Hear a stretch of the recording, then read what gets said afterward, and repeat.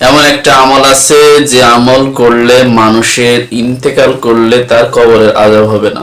অর্থাৎ ওই ব্যক্তি মুসলমান এবং ইমানদার, অর্থাৎ নামাজ কালামও পড়ে, কিন্তু পাশাপাশি তার কিছু মানে গুনাহের কারণে সে কবরের আযাব প্রাপ্ত একজন বান্দা। যাই হোক, কবরের আযাব হবে না 4টা আমল করতে পারলে।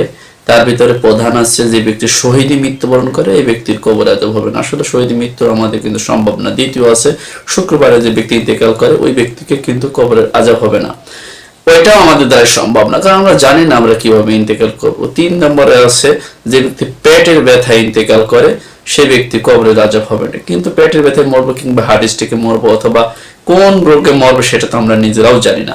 4th নম্বরে আছে সূরা মুলক, অর্থাৎ 30 আয়াত বিশিষ্ট যে সূরা আছে সূরা মুলক। এই মুলক পাঠ করলে ওই ব্যক্তি মহান আল্লাহ তাআলা কবরের আযাব দিবে না। তা আমরা এই সূরা মুলক পাঠ করার চেষ্টা করব। সূরা মুলক আমার মুখস্থ